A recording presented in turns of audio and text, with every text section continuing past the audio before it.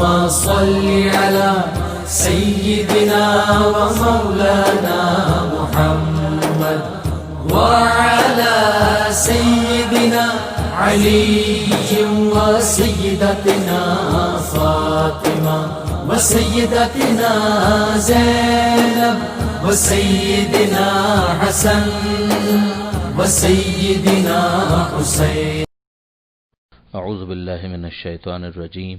بسم اللہ الرحمن الرحیم. الحمد للہ رب العالمین والصلاة والسلام علی اشرف الانبیاء والمرسلین واہل بیتہ الطیبین الطاہرین المعصومین. اما بعد. سورہ مبارکہ یوسف آیت نمبر 44 سے آیت نمبر 52، 44 سے 52. بات یہاں تک پہنچی تھی کہ بادشاہ نے خواب دیکھا اور اس خواب کو اپنے مصاحبین کے سامنے، معززین کے سامنے اس نے بیان کیا، اور پھر یہ کہا کہ مجھے اس کی تعبیر بتاؤ اگر تمہیں اس کی تعبیر کے بارے میں کوئی علم ہے. انہوں نے جواب میں اپنی عاجزی کا اعتراف کیا. قالوا اضغاث احلام، کہ یہ خواب ہے پریشان ہے، یعنی ان کی کوئی تعبیر نہیں ہے، اس کی کوئی تعبیر ہو ہی نہیں سکتی. انہوں نے اس کو بالکل ہی ریجیکٹ کر دیا. وَمَا نَحْنُ بِتَعْوِيلِ الْأَحْلَامِ بِعَالِمِينَ، اور ہم خواب ہے پریشان کی تعبیر نہیں جانتے.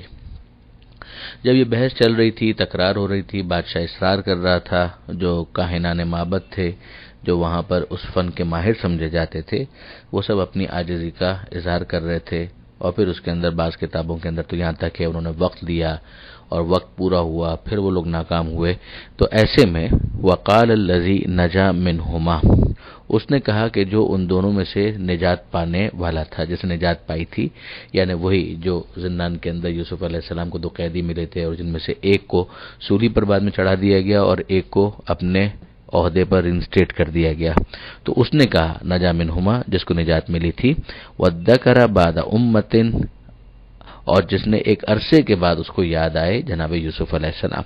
وہ تو بھولا بیٹھا تھا، جیسے ہی نعمت دنیا ملی زندان کے اپنے ساتھی اپنے محسن کو اس نے فراموش کر دیا تھا.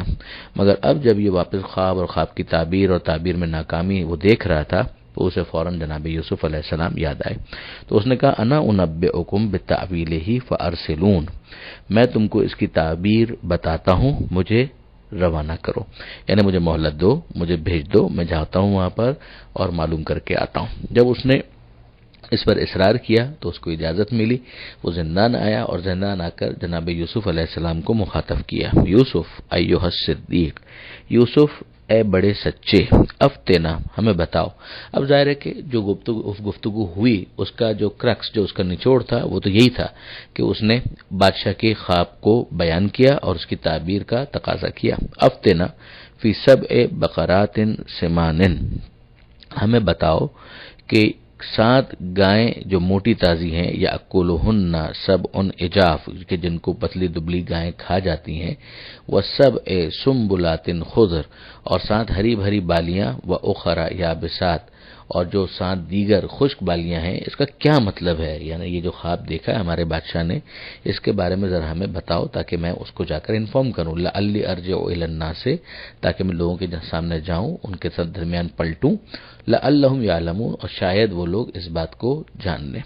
قال، تو یوسف علیہ السلام نے کہا تزرعون 7 سنین دأبا، کہ تم لوگ 7 سال تک کھیتی کرو متواتر، یعنی اگاؤ، اناج اگاؤ، غلہ اگاؤ، اور 7 سال تک متواتر یہ کام کرتے چلے جاؤ.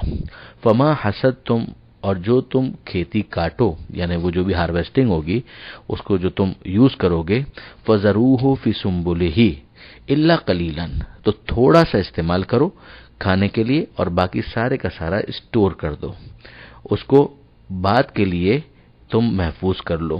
مما تاکلون، تھوڑا بہت جو تمہارے کھانے کی ریکوائرمنٹ ہے اس کو پورا کرو، مگر باقی تمام کا تمام جو غلہ ہے اس کو محفوظ کر لو.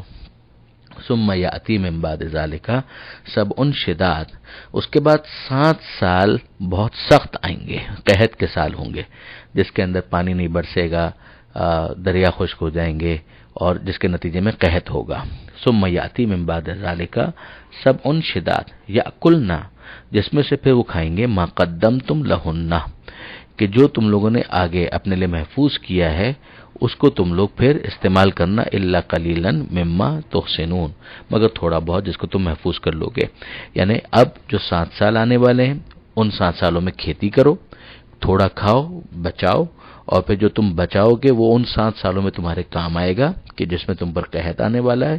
اس قحط کے دنوں میں تم جو کھاؤ گے وہ پیچھے کا اسٹور کیا ہوا ہے، تو زیادہ تر کھا لو گے، تھوڑا بہت تمہارے پاس محفوظ رہے گا. ثم یاتی من بعد ذالک عام، اور پھر اس کے بعد وہ سال آئے گا فیہ یغاث الناس، کہ جس میں بارشیں ہوں گی، لوگوں سے استفادہ کریں گے، وفیہ یعصرون، اور اس کے اندر پھلوں کا عرق نچوڑیں گے، یعنی پھر کھیتی فراوان ہو جائے گی، درخت لہلہارے ہوں گے اور ہر طرف پھلوں کے میوے اور یہ ساری چیزیں تمہارے لیے فراوان ہوں گی. یہ جناب یوسف علیہ السلام نے جو تعویل تھی وہ بیان کر دی. وقال الملک، اور پھر بادشاہ نے کہا، اب پھر درمیان کی جو کڑیاں ہیں ان کو چھوڑ دیا گیا کہ ظاہر ہے کہ وہ جو شخص تھا وہ آیا، اس نے بادشاہ کے سامنے بیان کیا، بادشاہ متاثر ہوا، امپریس ہوا، اور اس نے کہا وقال الملک ائتونی بہی، اسے میرے پاس لے کر آؤ، یعنی جو اتنا قابل آدمی ہے اسے میرے پاس ہونا چاہیے. فلما جاءہ الرسول، اور جب پیغام لانے والے یعنی قاصد آیا، قالا، تو یوسف علیہ السلام نے کہا ارجع الی ربک، کہ واپس پلٹ جاؤ اپنے مالک کے پاس، فاسألہ، اور اس سے سوال کرو، ما بال النسوۃ اللاتی قطعن ایدیہن، کہ ان عورتوں کا کیا واقعہ ہے جنہوں نے اپنے ہاتھ کاٹ ڈالے تھے. ان ربی بکیدہن علیم، یقیناً میرا پروردگار ان کی چال کو خوب جاننے والا ہے. یعنی اب یہاں پر اب نبی خدا کی اولو العزمی آپ دیکھیے کہ حضرت یوسف علیہ السلام کو رہائی مل رہی ہے، مگر یوسف علیہ السلام رہائی سے پہلے پاک دامنی کو مزید اسٹیبلش کرنا چاہتے ہیں. عزیز مصر کو تو پہلے ہی معلوم تھا، زلیخا تو خود مجرم تھی، وہ عورتیں وہ یقیناً مجرم تھیں، مگر جو لوگوں کے درمیان، معاشرے کے درمیان جناب یوسف علیہ السلام کے حوالے سے پروپیگنڈا کیا گیا تھا، اور پھر خواہ مخواہ کا الزام جناب یوسف علیہ السلام کے اوپر ڈال کر بے گناہی کے باوجود انہیں زندان میں ڈال دیا گیا، تو چارج تو لگایا گیا تھا. تو جناب یوسف علیہ السلام کہتے ہیں کہ پہلے اس چارج کو ختم کرو، پہلے اس کے بارے میں تحقیق کرو، ورنہ مجھے زندان سے نکلنے میں کوئی ابھی جلدی نہیں ہے. قالا، تو بادشاہ نے کہا، یعنی ان عورتوں کو بلایا، ما خطبو کننا، کیا واقعہ تھا، اذ راوتن یوسف عن نفسہ، جب تم لوگ یوسف کے اوپر ڈول ڈال رہی تھیں. یہ جملہ خود واضح طور پر بتاتا ہے کہ بعد میں جب زلیخا نے وہ دعوت کی تھی، تو دعوت کے بعد جب یوسف علیہ السلام کا انہوں نے حسن دیکھا تو ان لوگوں نے بھی اس جرم کے اندر شرکت کی تھی، اور وہ جناب یوسف علیہ السلام کو ٹریپ کرنے کی کوشش کر رہی تھی. قلنا، اب ان عورتوں نے سب نے اقرار کر لیا، حاشا للہ ہے کہ قطعاً ایسا نہیں ہے، سبحان اللہ، ما علمنا علیہ من سوء، پاک ہے اللہ، ہم نے اس سے کسی قسم کی کوئی برائی نہیں دیکھی. قالت امرأۃ العزیز، اور پھر عزیز کی بیوی نے یہ کہا، یعنی زلیخا نے یہ کہا، الآن حس الحق، کہ آج حق نمایاں ہو گیا، بالکل واضح ہو گیا. انا راوتہ عن نفسہ، میں نے ہی اس پر ڈول ڈالے تھے، وانہ لمن الصادقین، اور وہ بلا شبہ سچے لوگوں میں سے ہیں. ذالک لیعلم، یہ اس لیے کہ وہ جان لے، انی لم اخنہ بالغیب، کہ میں نے اس کی غیر موجودگی میں اس کے ساتھ خیانت نہیں کی، یعنی غداری نہیں کی. وان اللہ لا یہدی کید الخائنین، اور اللہ غداری کرنے والوں کی چال کو کامیاب نہیں کرتا. یہ جملہ اگر آپ دیکھیں تو پیچھے سے جناب یوسف علیہ السلام کے اس قضیے کے اندر یہاں پر جو بات پہنچی تھی تو یہ زلیخا ہی کی گفتگو چل رہی تھی، اسی نے یہ جملہ کہا کہ حق نمایاں ہو گیا اور میں نے ہی یہ کام کیا تھا، وہ سچا تھا. اور پھر اس کے بعد جو جملہ ہے بظاہر یہی محسوس ہوتا ہے کہ یہ زلیخا ہی کا جملہ ہے، کہ یہ اس لیے کہ وہ جان لے کہ میں نے اس کی غیر موجودگی میں کوئی غداری نہیں کی، اور اللہ خیانت کرنے والوں کی چال کو کامیابی عطا نہیں کرتا. اس پر ایک اعتراض یہ کیا گیا کہ زلیخا کا یہ جملہ کیسے ہو سکتا ہے جبکہ وہ تو خدا کو نہیں مانتی تھی.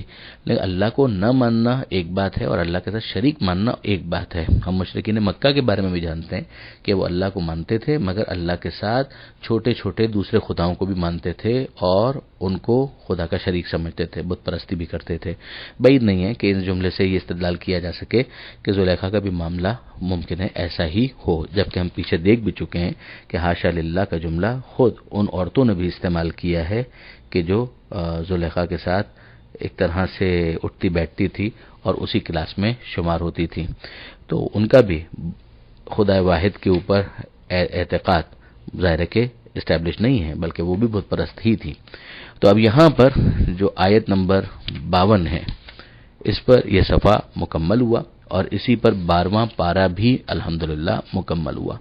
اگلے صفحے پر 13واں پارہ شروع ہو رہا ہے۔ سورہ یوسف ابھی آگے جاری ہے اور زلیخا کی گفتگو بھی آگے جاری ہے۔ پروردگار عالم سے دعا ہے قرآن پڑھنے، سمجھنے اور عمل کرنے کی توفیق عطا فرما، اور وارث قرآن امام زمانہ کے ظہور میں تعجیل فرما۔